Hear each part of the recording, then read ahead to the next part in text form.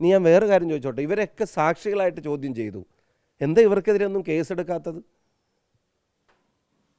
ഇത് വ്യാജമായ സ്ക്രീൻഷോട്ട് പ്രചരിപ്പിച്ചതിന് കേസെടുക്കപ്പെടേണ്ട ആളുകളല്ലേ ഇവർ? എന്തുകൊണ്ട് പോലീസ് കേസെടുക്കാൻ മടിക്കുന്നു? അതിനെതിരെ നിയമപരമായിട്ട് മുന്നോട്ട് പോകും. ഇനി ഇത് വ്യാജമാണെന്ന് ഇപ്പം എല്ലായിടത്തും തെളിഞ്ഞു. ആ തെളിഞ്ഞിട്ട് ഇത് ഉത്തരവാദിത്തപ്പെട്ട ആളുകൾ ഇത് പോസ്റ്റ് ചെയ്തിട്ടുണ്ട്, പ്രചരിപ്പിച്ചിട്ടുണ്ട്, പത്രസമ്മേളനം നടത്തി പറഞ്ഞിട്ടുണ്ട്. അവർക്കെതിരെ കേസെടുക്കാത്ത എന്താ? ഇത് തെരഞ്ഞെടുപ്പ് സമയത്ത് ഉപയോഗിച്ചിട്ടുണ്ടല്ലോ, അവർക്കെതിരെ കേസെടുക്കാത്ത എന്താ?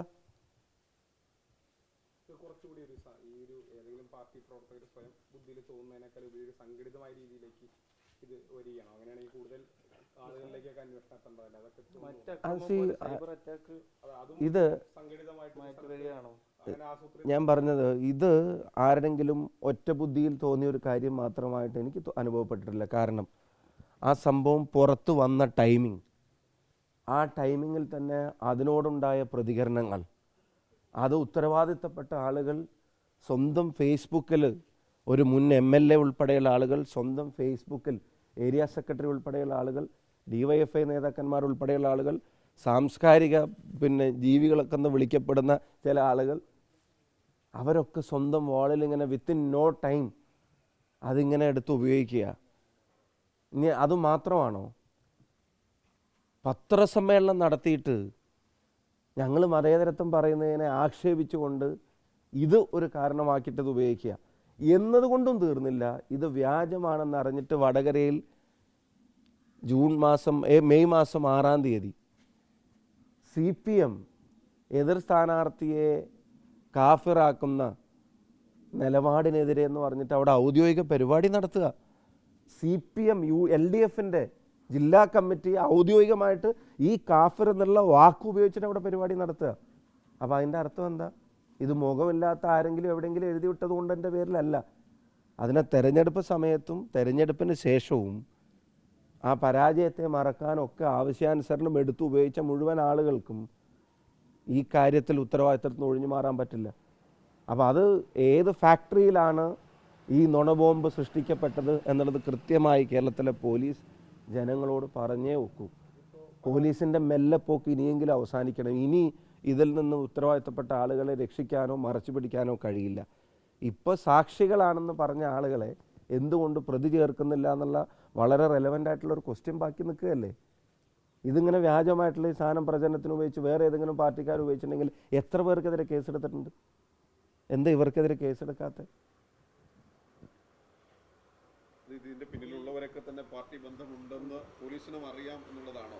എന്താ സംശയം?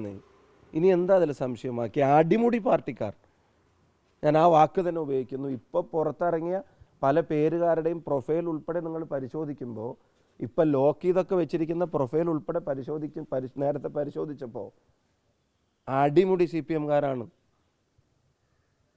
എല്ലാ കാര്യങ്ങളിലും CPMനെ പിന്തുണക്കുന്നവർ.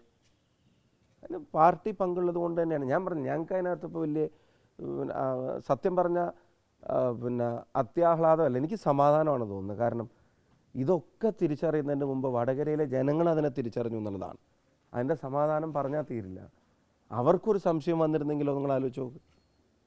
ഈ പോരാളി ഷാജിക്കൊക്കെ പിന്നിലും ഉൾപ്പെടെയുള്ള ഇതിനൊക്കെ പിന്നിലും അതിൻ്റെ ഒരു കാര്യം എന്ന് ആലോചിച്ച് നിങ്ങൾ ഇപ്പം പോരാളി ഷാജി ക്രെഡിബിലിറ്റി ഇല്ലാത്തതൊന്നാണെന്ന് വിശ്വസിക്കുമായിരുന്നെങ്കിൽ ഞാൻ ചോദിക്കുന്നത്, എന്തിനാണ് ബഹുമാനപ്പെട്ട എതിർ സ്ഥാനാർത്ഥി ഉൾപ്പെടെ പോരാളി ഷാജിയിൽ വന്നൊരു കാര്യത്തെ തെരഞ്ഞെടുപ്പിൻ്റെ പോളിംഗ് ദിവസം പത്രസമ്മേളനം നടത്തിയിട്ട് ഞങ്ങൾക്കെതിരെ ഒരു ആക്ഷേപമായിട്ട് ഉന്നയിക്കുന്നത്? എന്തിനാണ് ജില്ലാ സെക്രട്ടറിയുടെ ഭാര്യ മുൻ MLA സ്വന്തം ഫേസ്ബുക്കിൽ സ്ക്രീൻഷോട്ട് എടുത്തിട്ട് പ്രചരിപ്പിക്കുന്നത്? എന്തിനാണ് ഏരിയ സെക്രട്ടറിമാർ, പാർട്ടിയുടെ ബുദ്ധിജീവികളെന്ന് സ്വയം അവകാശപ്പെടുന്ന ആളുകൾ, അവരൊക്കെ ഈ ക്രെഡിബിലിറ്റി ഇല്ലാത്തവരുടെയും മുഖമില്ലാത്തവരുടെയും പോസ്റ്റുകൾ എന്തിനാണ് എടുത്ത് ഉപയോഗിക്കുന്നത്? അപ്പോൾ അവർക്ക് ആവശ്യമുള്ളപ്പോൾ ഉപയോഗിക്കാനും, പിടിക്കപ്പെട്ട് കഴിഞ്ഞാൽ ജയറാം പുതുക്കോട്ടയിലെ പുതുമണവാളിൽ ബൈനോക്കുലർ കൊടുത്ത് പ്രേംകുമാറിൻ്റെ അടുത്ത് കൊടുത്തിട്ട് ഇവൻ്റെയാണ് എന്ന് പറഞ്ഞിട്ട് തിരിച്ചു കൊടുക്കുന്നത് പോലെ ഞങ്ങളുടെയല്ല അവരുടെയാണെന്ന് പറയുമ്പോൾ കേരളത്തിലെ ജനങ്ങൾക്ക് മനസ്സിലാവുന്നുണ്ടല്ലോ.